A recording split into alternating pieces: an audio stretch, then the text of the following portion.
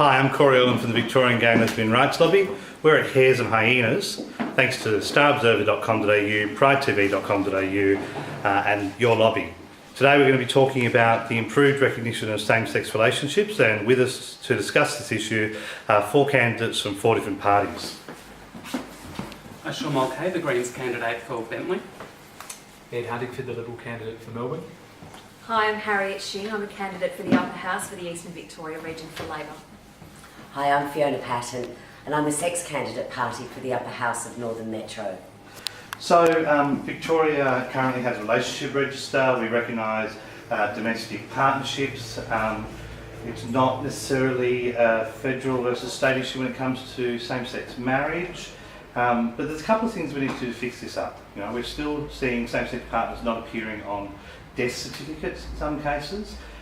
We're not recognising international or interstate relationship register schemes, and that's a big issue with the more countries that recognise same-sex marriage, where one partner has to choose either protection under Australian law or protection under their partner's country's law.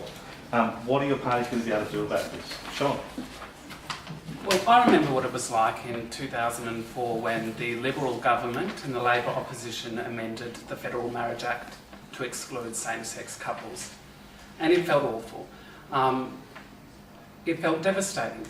And in part that's the reason why I joined the Greens, because what I saw in the Greens is a party that would stand up for my rights and the rights of lesbian, gay, bisexual, trans and intersex people all across Australia. Now, a lot's changed in those 10 years. The Labor Party's now allowed a conscience vote on the issue of marriage, and the Liberal Party is, I hope, close to allowing a conscience vote. But for the Greens, this isn't an issue of conscience. This is an issue of equality. This isn't an issue of conscience. This is an issue of good policy. And the Greens have been the ones that have been leading the way on this issue. It was 2 local Greens councils that got the first relationship registers up in Victoria, in Moreland and Yarra. And it was the Greens at a federal level. Sarah Hanson-Young was the first to introduce a same-sex marriage bill after the devastation of 2004. And at a state level, Sue Pennicu, our House MP, has been pushing for a state-based scheme. But what we recognise now after the ACT's decision is that it's really up to the federal government to take some leadership on this issue, and it's the Greens who you can trust to take leadership. Ed? Well, the goal must be full equality under a federal law. It's the Liberal Party's position that there are still legal issues to sort out, but once those issues are sorted out, people like me will be lobbying our federal colleagues for a conscience vote.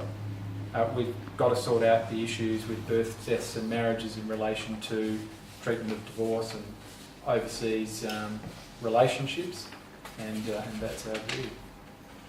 All right. Harriet?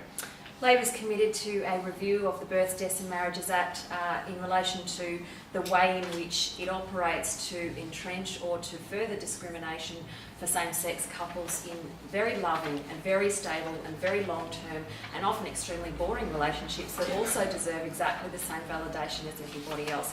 That's part and parcel of Labor's general commitment to assessing the way in which discrimination that's entrenched in Victorian law that needs to be overhauled should be examined, and should be examined promptly and thoroughly to ensure that it's, to the best extent possible and as soon as possible, eradicated, to give members of our community the recognition and the acceptance that we deserve.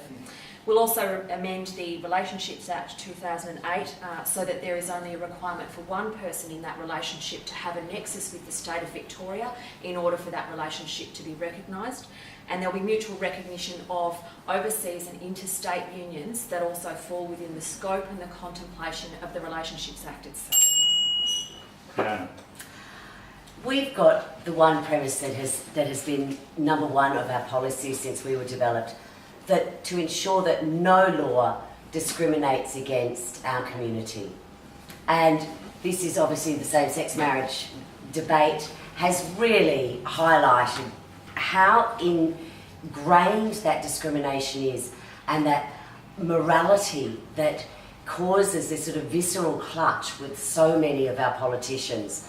The number of times I've spoken to politicians about a whole range of issues, and they've said, but Fiona, there's a church down the road, and they won't vote for me if I support this policy. And I think that influence of religion on politics is still having a remarkable effect, and certainly on issues like recognising unions from interstate and internationally, which just should be a no-brainer for us. Yet still we're finding this great difficulty in it. And then we need to see a much clearer separation of church and state and treat these as secular matters. And then I think we would see a far greater approach and approval of same-sex relationships. All right, some rapid response answers as to whether you're party or you individually support or don't, I'll get back to you. The recognition of international relationships under our register, do you support changing to recognise it? Absolutely, it just makes sense. Personally, yes. Yep, Yes. yep. Yes. All right, so we're going to get that one done. That's good. What about this issue where we force trans couples who actually have gone through this whole transitioning issue with their partner, have stayed together, but then right at the last minute we say to them, sorry, if you want to have a gender recognition certificate, you've actually got to get divorced. Do we support changing that versus marriage's requirement to get rid of that forced trans divorce? Absolutely. I certainly don't, personally I don't support that, no. I don't think that they should be forced to divorce. Thanks. Harry? Shouldn't be forced to divorce. Policy? Policy is that Labor is committed to actually addressing the automatic divorce provisions for transgender couples. Great. Sophie? Amend the Act. Great. So we're going to have lots of happy couples, and yet sadly we still have the statistics that we're twice as likely to be single if we're over the age of 50. So hopefully that'll change the upcoming generations. You've been listening to the Meet Your Candidates Forum here at Hares and Hyenas. Thanks for tuning in.